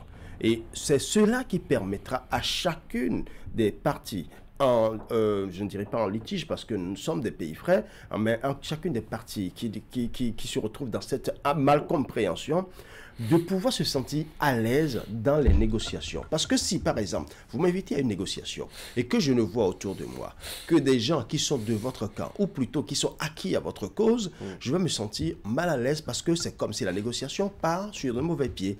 Donc, l'essentiel est qu'aujourd'hui, que ce comité soit bien constitué, de sorte à ce que chaque partie, chacune des trois parties soit bien représentée, surtout les deux premières parties. Mais dans la partie neutre, au niveau de la partie neutre, il faut beaucoup plus voir la sensibilité de ceux-là qui chuchotent des mots à l'oreille, de ces deux personnalités dont nous parlons. Je veux parler du général Tiani et du président Talon. C'est très important parce que ceux-là pourront, par leur avantage, leur proximité, sinon leur proximité avec ces deux personnalités-là, pour leur dire certaines choses sensées, pour leur dire, écoute, lâche du lest, ça peut quand même permettre de vite trouver la solution. Qu'on le veuille ou non, aujourd'hui, on est en train d'atteindre un résultat. On est en train d'obtenir un résultat. Et ce résultat, c'est quoi? Déjà, les deux parties qui s'envoyaient des déclarations, parce qu'on avait eu la guerre des déclarations par le passé. On voyait Niamey qui faisait cette déclaration, on voyait Cotonou qui faisait aussi cette déclaration alimentaire. Les médias qui se combattent. Non, on a vu des décisions qui ont été prises, que ce soit pas Niamey ou pas Cotonou. Donc, c'est quand ces décisions sont prises, les dessous des décisions ne sont toujours pas comprises par l'autre partie. Et maintenant, les médias en ont fait également leur chou gras. Pas que les médias. Parce qu'au moins, les médias, à un moment donné, traitaient un peu l'information de façon un peu plus ou moins professionnelle. Il y a certains qui ont déconné, effectivement, qui ont fait des déclarations pas possibles. Mais sur les réseaux sociaux, c'était encore plus grave. Parce que là, il n'y a aucune déontologie. Il n'y avait rien qui frise l'éthique. Et donc, les commentaires allaient dans tous les sens. Si vous êtes nigérien et que l'on traite votre président d'une certaine manière, c'est que directement, vous prenez parti pour votre chef d'État. Si vous êtes béninois et qu'on traite votre pays de ce petit Bénin-là, c'est que systématiquement, vous avez ressenti et vous prenez parti. Donc, je pense que c'était bien qu'on règle ce problème-là hors des caméras, hors des micros, et déjà, ce comité, c'est l'important, je dis, c'est la prochaine étape, c'est de créer un véritable cadre de concertation, un cadre de dialogue, et c'est ce cadre-là qui va encore se réunir. Et je préfère que cette discussion se poursuive dans la discrétion totale. Les feux, qu'on a la fumée, un peu comme à Rome, je reviens là-dessus, un peu comme à Rome, on ne voit jamais le conclave des cardinaux. Oui, mais on sait quand ils se réunissent. On sait quand les cardinaux se réunissent, qu'est-ce qu'ils se disent, il y a le peuple qui attend, la foule qui attend dehors, et puis on regarde la cheminée, la fameuse cheminée, et on se dit quand est-ce que ça va venir. Ça peut prendre 2 jours, 3 jours, et à la fin, on voit la fumée blanche. Je pense que c'est quelque chose de gens qui va se passer. Oui, la prochaine étape, c'est bien la mise en place de cette commission tripartite. Et comme je le disais, le Niger a donné son accord. Oui, comment est-ce qu'elle pourra se constituer? Oui, on aura des représentants du Niger, on aura des représentants du Bénin, et puis s'ajoute, on aura également les deux anciens chefs d'État qui sont en train de conduire véritablement cette médiation. Et donc, toutes les parties sont représentées, n'est-ce pas, pour pouvoir engager une discussion constructive, n'est-ce pas, mettre en lumière les griefs et essayer de voir comment est-ce qu'on peut trouver des solutions pour permettre à toutes les parties, au-delà des intérêts de chaque partie, de voir ce qu'il faut sauvegarder pour la reprise des relations. Donc, ça va être encore un marathon pour nos deux anciens chefs d'État. Nous prions tous les dieux de leur accorder une bonne et parfaite santé pour que cette mission qu'ils sont en train de conduire puisse aller jusqu'à terme et que les bénéfices reviennent aux deux États. William? Vous savez, parfois quand certaines choses arrivent, dans notre coutume, on se pose la question, est-ce que la maison en question est dépourvue de toute autorité morale? Est-ce qu'il n'y a plus personne qui leur parle et qu'ils écoutent? C'est bien de savoir qu'il y a encore je n'ai pas envie de dire sages, mais il y a des aînés dans la maison. En fait, dans la situation qui est la nôtre, je pense qu'on a besoin des personnalités de ce calibre-là aussi du côté nigérien pour ajouter au collège d'aînés, de gens d'une certaine expérience pour conduire les débats dans la suite. Et je pense que les relations internationales telles que théorisées dans les plus grandes chapelles en France et dans le monde anglo-saxon ne sont pas contre ou ne vont pas à l'encontre de nos manières d'arbre à palabre chez nous en Afrique. Je pense qu'on a besoin d'un savant dosage entre la fraternité, le règlement à l'amiable de chez nous et les règles diplomatiques. J'ai comme impression que tout de suite, les deux machines diplomatiques ne peuvent pas se mettre encore en branle et qu'il faut plutôt élargir les discussions cordiales et amicales avec les différentes autorités. Pas forcément d'abord la personne des deux chefs d'État protagonistes, mais peut-être des autorités bien placées de la transition nigérienne ainsi que des responsables haut placés dans le système diplomatique et étatique béninois, le temps d'amorcer encore une autre grande phase, c'est-à-dire de matérialiser pour une première fois cette volonté mutuelle de trouver une solution, quitte à rentrer dans la diplomatie maintenant, parce que, je ne le dirai jamais assez, les diplomaties ont échoué sur cette question. Elles ont eu des limites terribles, que ce soit à leur corps défendant ou que ce soit par inefficacité, je n'ai pas envie de sortir certains mots, les diplomaties n'ont pas réussi. Et aujourd'hui, on est en train de voir que c'est de la médiation qui réussit là où la diplomatie a échoué. Pourquoi elle a échoué, la diplomatie? Je ne veux pas le savoir. Ils en sont beaucoup plus conscients. Les cadres et les politiques, les acteurs politiques qui en ont le lead. Je veux juste que, pour ne pas essuyer un autre revers, on ne mette pas encore, on n'essaie pas encore la carte qui nous a fait perdre. Et c'est en cela que, sans être pessimiste, je ne dis pas que les anciens présidents peuvent conduire ces discussions jusqu'au terme. Ils n'en ont que pour quelques étapes. Hein. Le reste reviendra aux administrations, et notamment les patrons actuels des différentes administrations diplomatiques, douanières, minières, de tout genre, pour une réouverture d'abord. Et c'est en cela que moi, je m'interroge sur le bout par lequel on prend le problème. On va parler, les deux questions sont en suspens, sont en débat aujourd'hui. La question de la fermeture de la frontière et celle de l'oléoduc. On reprend par l'oléoduc comme par le passé pour encore des escalades, des condamnations et des décorations côté Niamey où on va régler le problème par l'autre bout, c'est-à-dire que moi j'ai tout le temps souhaité, c'est-à-dire parlons d'abord de nos différents diplomatiques, redevenons partenaires et amis et nous nous entendrons davantage sur un projet pour lequel nous sommes tous deux partis avec une tierce partie, notamment l'entreprise chinoise. C'est vraiment la porte de sortie que moi je vois. Maintenant, nous comptons sur l'intelligentsia. L'échec de la diplomatie béninoise ne veut pas dire que nous n'y croyons plus. Pas du tout. Je compte sur l'intelligentsia béninoise, sur les cadres et les ressources que nous avons. Je l'ai martelé plus d'une fois sur ce plateau. L'expérience en matière de gestion de crise au plus haut niveau de l'État béninois avec des voisins, notamment le Niger, Niger, nous n'en manquons pas. Ce n'est pas une première dans l'histoire et nous avons les armes, nous avons les ressources. Si tant est que, comme nous avons commencé à le faire, nous nous écoutons, nous nous conseillons, nous acceptons de nous écouter entre nous et ensuite de dialoguer avec les protagonistes en face qui ne sont que des frères, des gens avec qui nous allons vivre toute l'éternité parce que, entre-temps, nos aïeux, ceux qui nous ont laissé le Bénin, ceux que nous défendons avec le drapeau, eux aussi ont travaillé avec ces voisins-là. Pour le communiquer toujours, je ne sais pas si les anciens chefs d'État nigériens sont mis en parenthèse d'abord. Vous savez, depuis le début de cette crise, je ne sais pas si vous êtes tombé, ne serait-ce que sur une petite déclaration des anciens chefs d'État du Niger. Et je pense que c'est d'ailleurs, si on fait une comparaison, ce qu'on n'a pas observé ici chez nous, c'est d'ailleurs, comment on dit, à l'occasion de cette médiation au Niger, que j'ai vu une photo des anciens présidents du Niger avec les anciens présidents du Bénin. Et je me suis dit, ah ben tiens, ils étaient là quand même là au Niger. Peut-être qu'ils susurraient dans les oreilles. Peut-être qu'ils ont fait l'option justement de la discrétion peut-être. De ne pas se prononcer ouvertement et publiquement dans cette crise. Ou peut-être aussi qu'on leur a demandé de rester sagement dans leur coin et de nous laisser faire en langage militaire, voyez-vous. Mais il n'y a pas que. Ici, nous avons vu des leaders d'opinion, nous avons vu des leaders religieux qui ont voulu, comment on dit, rentrer en contact avec des leaders religieux du Niger. Ça n'a pas été possible.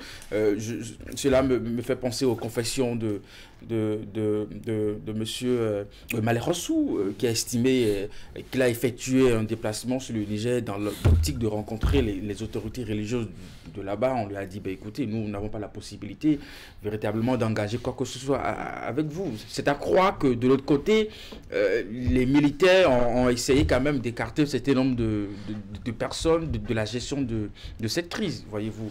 Oui, que dire aussi de la diplomatie nigérienne? Oui, je ne sais pas, juste à cette étape, quelle a été aussi leur démarche véritablement dans la gestion de cette crise. Ici, nous avons quand même eu une lettre qui a été envoyée, nous avons eu pas mal de démarches. Et donc, je pense que aujourd'hui, un facteur qui a été conduit. Je pense qu'aujourd'hui, c'est peut-être au niveau de cette commission tripartite, et moi je me réjouis déjà que juste après le retour des anciens présidents du Niger, que les autorités du Niger aient déjà donné leur accord, véritablement, de mettre à disposition des anciens présidents leurs représentants. Dans ce communiqué également ici à Cotonou est partant, donc je pense que les choses iront plus vite. Il y a aujourd'hui un état d'esprit qu'il faut saluer et que le dialogue est recherché et voulu. Vous avez remarqué le silence aussi du prédécesseur de Bazoum? Une très grande discrétion alors. Il est malgré très mal placé. Malgré les accusations et autres. Il est très mal placé pour prendre la parole parce que selon une bonne partie de l'opinion nigérienne et d'une certaine partie de la communauté internationale, il a fomenté ce coup d'État à Bazoum. Il fait partie des instigateurs et des... On n'a pas les preuves. On n'a pas les preuves, justement. C'est ce qui a été dit. C'est ce qui a été dit. Quand on est accusé, on est accablé à ce point. Vous avez écouté les déclarations de la fille de Mohamed Bazoum sur RFI, sur le président Issifou, le prédécesseur de son père au pouvoir. Quand c'est accablant à ce point, vous avez écouté une certaine partie de l'opinion nigérienne dire que la justice est aujourd'hui instrumentalisée pour faire condamner Bazoum, mais au même moment, pour ingérence, les magistrats nigériens sont en grève. Ça, c'est de la politique interne au Niger. On n'a pas à s'attarder là-dessus aujourd'hui quand on est béninois et quand on veut renouer avec le dialogue. Mais une chose est claire, à l'intérieur, Mohamed Bazoum et Mouhamadou Issifou ne sont pas les anciens chefs d'État les mieux vus dans un camp ou dans l'autre au Niger.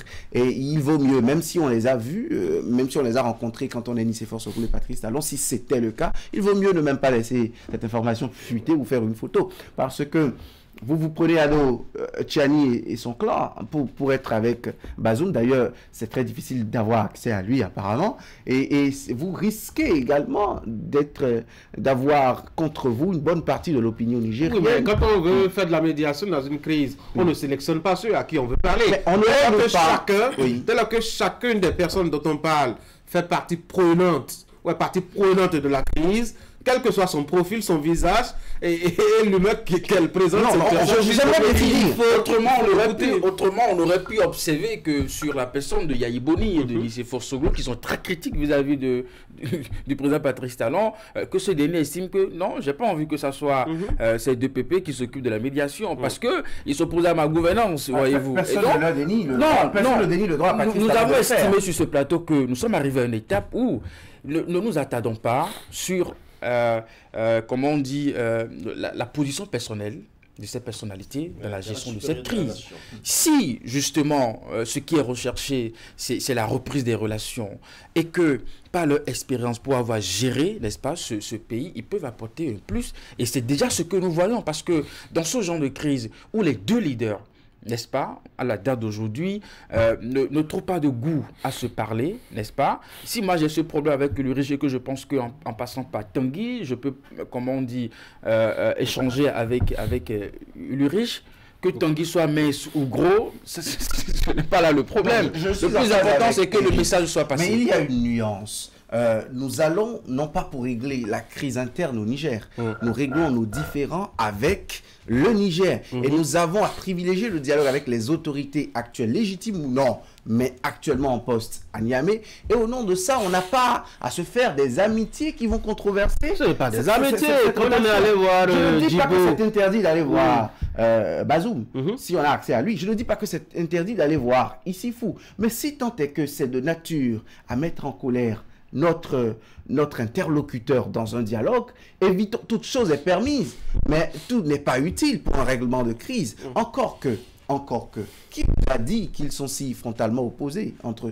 Face au Bénin, c'est un sursaut patriotique du côté du Niger. Ils ne se divisent pas face au Bénin. Pour eux, ils s'entendent tous sur le fait que le Bénin représenterait une menace pour une chose ou l'autre. Le Bénin a trahi la fraternité et le vivre ensemble de plusieurs siècles. Là-dessus, ils s'entendent tous. Donc nous aussi, c'est justement à ça que j'avais appelé dans de précédentes interventions, nous aussi, quand ça parle Niger, tous, ou quand ça parle autre que le Bénin, tous, on est unis. Revenus à l'intérieur de notre pays, on peut garder nos clivages politiques. Il nous a manqué ce sursaut patriotique. Je pense qu'on l'a eu. Si deux personnes très tranchées vis-à-vis de la gouvernance Talon, on peut prendre le lead parce que ce sont les quelques personnalités morales qui nous restent encore. On a perdu ces dernières années beaucoup d'anciens présidents de la République. On a les religions, l'Église catholique est là. Oui, mais qui n'ont pas le statut d'ancien chef d'État. Les musulmans sont là. Qui n'ont pas le statut d'ancien chef d'État. Et quand même, nous n'espérions pas encore, en raison de leur coloration politique, nous n'espérions pas encore l'entrée en scène des présidents des anciens chefs d'État. Nous plaidions pour les religieux, nous plaidions pour les fibres de la chefferie traditionnelle, notamment les fibres ethniques que nous avons avec ces pays. Aucun apport neutre, aucun apport de dialogue, aucune autorité pouvant faire asseoir et se faire écouter par les deux parties ne serait nuisible dans le règlement de la crise, côté Niger comme côté Bénin. Une chose est sûre, il faut que la crise se règle, mais nous n'avons pas à régler les problèmes internes du Niger. Non, nous avons à régler nos différends avec le Niger. Deux questions pour vous, puisque vous ne vous êtes pas prononcé depuis. La composition de la commission a annoncé, et puis ce silence assez curieux de Issifou, l'ancien président, l'ancien président du Niger. Oui, c'est vrai que déjà, il y a les deux anciens chefs d'État du Bénin qui ont rencontré, parce que nous avons eu deux noms. Il y a Salou Djibo, il y a Mamadou Tania, mais on n'a pas entendu parler d'Issoufou. Est-ce que c'est pour un problème d'agenda? Nous le pouvons le dire. Est-ce que c'est juste par stratégie? Nous ne pouvons le dire parce que seuls ces deux anciens chefs d'État qui sont allés rencontrer leur père peuvent nous dire précisément pourquoi ils ne l'ont pas rencontré. Mais quand on parle de négociation, je l'ai dit ici, il faut savoir jouer sur des stratégies. Si entre-temps, on estime que la position de telle personne ne permet pas de résoudre la crise ou ne met pas à l'aise une partie de la crise, je pense qu'il vaudrait mieux s'en passer pour pouvoir d'abord résoudre la crise. Et William l'a si bien dit, nous ne sommes pas là pour régler la crise interne avec le Niger. Le Niger a ses problèmes, le Bénin a ses problèmes. Parce que si on revient au Bénin, on peut dire aujourd'hui que entre le président Boni Yayi et l'actuel dépositaire de la Marina, ce n'est pas la lune de miel. Entre le président Nicéphore Soglo et l'actuel dépositaire de la Marina, ce n'est non plus la lune de miel. Mais si aujourd'hui, on doit rentrer dans ces détails-là, c'est que ça ne met pas en valeur l'intérêt supérieur de la nation. Donc je pense qu'on a tout à y gagner aujourd'hui à accompagner, ou du moins à intégrer tous ceux-là qui sont capables de jouer un rôle, ne serait-ce qu'infime, dans la résolution de cette crise. Le plus important, c'est de voir en sorte que dans ce comité tripartite qui est en train d'être constitué, qu'on voit ensemble des personnes, que ce soit des personnes politiques, que ce soit des personnes religieuses. Vous l'avez dit tout à l'heure vous-même en parlant de personnes religieuses, c'est vrai que quand on regarde aujourd'hui le clergé, quand on regarde aujourd'hui les autorités musulmanes, les autorités de la religion islamique qui, d'une certaine manière, incarnent un certain respect dans le pays, je pense qu'on peut quand même les associer d'une certaine manière parce que c'est le peuple qui souffre. C'est le peuple qui ressent réellement les difficultés de cette crise-là. Parce qu'au sommet de l'État, c'est vrai que ils auront les retours, mais ils ne vivront pas réellement et ne vivent pas réellement les difficultés des populations. Et je pense que ceux-là, ces personnalités-là, qui sont avec le bas peuple, qui connaissent les difficultés du bas peuple, peuvent dire attention, nous vivons telle difficulté, je pense qu'on gagnerait à faire ceci ou à faire aller dans tel sens. Donc je pense que ce comité, nul ne sera de trop dans ce comité, mais il faut faire en sorte que les sensibilités soient légalement représentées. Pourquoi?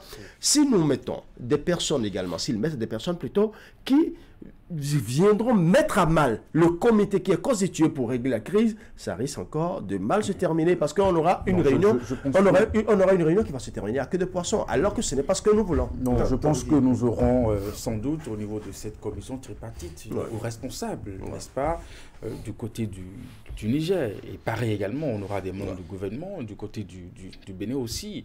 Et nous aurons à côté la sagesse de nos anciens chefs d'État pour pouvoir justement canaliser les discussions et permettre aux deux parties de se faire des concessions, de voir ce qu'il faut accepter, ce qu'il faut refuser. Parce que si entre-temps... Rien ne prouve encore. Hein. Parce que moi j'estime que si entre-temps, au niveau des deux parties, on avait voulu confier cette crise aux leaders religieux, on l'aurait fait. Si entre-temps on avait voulu justement, que ce soit du côté du Niger, associer les leaders d'opinion ou les anciens présidents, on l'aurait fait. Mais ce que je voudrais faire observer, c'est que le silence qu'on observe en termes de prise de position du côté du Niger, les leaders d'opinion, les religieux, tout ça, ne veut pas non plus dire que c'est une caution qu'on apporte à la façon dont Tiani est en train de gérer aussi cette crise. Justement, peut-être que, vu le contexte, à leur niveau, aujourd'hui, ce sont les militaires qui sont au pouvoir. Attention, laissons-leur gérer leur affaire. Nous allons observer et puis nous allons voir. C'est heureux de voir que du côté du Bénin, nous avons vu toutes sortes de prises de position et que cela, à la date d'aujourd'hui, n'est pas un élément qui puisse amener le chef d'État à renoncer à quoi que ce soit. Il est partant. Moi, j'aurais souhaité hier que les images de sourire qu'on a vues à Niamey et de Boni Yayi dans son salut militaire à Tiani, que peut-être... Un salut militaire civil. Civil. Avec des... Bon, c'est son habitude. On lui a tout le temps dit ça, que le chef de l'État n'a pas à conserver sa... Qu'un chef d'État n'a pas à conserver sa tradition nago en se prosternant légèrement, mais Boni Yayi l'a gardé plus de 10 ans, pendant 10 ans au pouvoir, et bientôt 10 ans qu'il a quitté le pouvoir. C'est le signe de la bonne éducation. Il l'a gardé, justement, c'est son éducation. J'ai lu aussi une grande humilité. Mais en fait, je voulais aussi, parce que la communication politique est dedans, j'aurais voulu qu'on ait, ne serait-ce que des images comme ça du palais de la Marina hier, pour lire entre les atmosphères qui ont régné. Ça aussi, c'est important. Ça aussi, c'est pour voir le... Oui, on veut de la discrétion dans les déclarations. Même dans les images. Dans les déclarations, dans les propos, on veut bien de la discrétion. Et vous voyez ces sourires larges qu'il y avait au palais. Voilà, Boni Yayi dans son salut. Dans son salut. 3 fois. Ah, Tiani.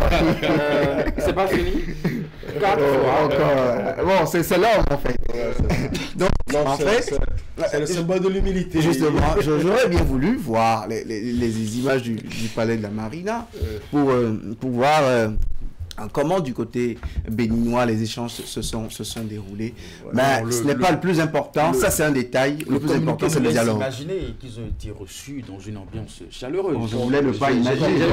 Donc très chaleureuse. L'essentiel c'est ce qu'on retient du communiqué. L'essentiel c'est que aujourd'hui nous avons 2 chefs d'État qui sont prêts à discuter. C'est ce qu'on doit retenir. Les gars, merci beaucoup. J'avais promis qu'on parle de l'ananas. Oui, et puis on s'était préparé pour ça. Oui, non. Prenez votre... Préparez-vous d'abord. On veut tester l'ananas. On avait amené de quoi tester l'ananas. Vous allez le faire à votre aise et à votre guise. Ils sont venus avec des ananates. Vous allez le faire avec à votre aise et à votre guise demain. C'est ça le sujet unique dont on va discuter d'ailleurs. Merci beaucoup d'avoir été là. Je ne savais pas que le sujet sur la crise Bénin-Niger allait davantage vous creuser les méninges. Bon, ben, c'est tant mieux. Bonne journée. On est patriote, hein. Enfin, tout le monde n'est pas patriote. Non, parce que tout le monde ne l'est pas au même degré. Tout le monde ne l'est pas au même degré. Et là-dessus, je suis très, très convaincu. Vous qui êtes un grand homme de droit de l'homme, etc. Tout le monde est citoyen. Oui, citoyen surtout. Mais vous voulez hiérarchiser. Vous voulez pas hiérarchiser. C'est une valeur. Tout le monde n'a pas la même quantité et la même qualité de valeur. Vous voulez faire une hiérarchisation des citoyens de la République. Ce n'est pas une hiérarchisation, c'est un constat que tous les citoyens ne sont pas patriotes et tous les patriotes ne le sont pas au même degré. Voilà. Bonne journée. Mesdames et messieurs, c'est la fin d'Actu Matin ce matin. Merci d'avoir été là. Prenez soin de vous surtout, n'oubliez pas.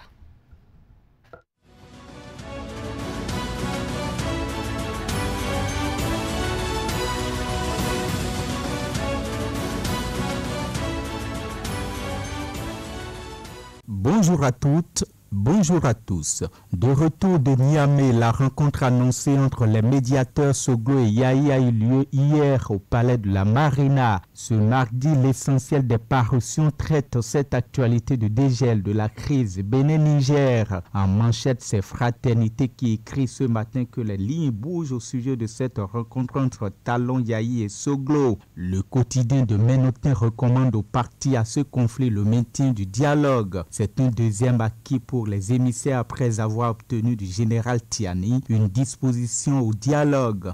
Dans sa page 3, Fraternité détaille qu'il y a eu des avancées notables selon un communiqué des anciens présidents. Ce communiqué obtenu par mes confrères de Ménotin indique que la médiation des 2 anciens présidents crée les conditions en vue du rapprochement rapide des 2 pays. Elle ouvre également la voie à une normalisation des relations entre le Bénin et le Niger. Crise Bénin-Niger, le matinal parle des signes annonciateurs du dégel. Depuis le début de la crise entre les 2 pays, les espoirs d'un retour à la normalisation des relations n'ont jamais été aussi prometteurs, ajoute le journal. Le quotidien évoque aussi les diligences convenues par Talon, Yahi et Soglo. Défi Info parle d'un début de solution de la crise Bénin-Niger.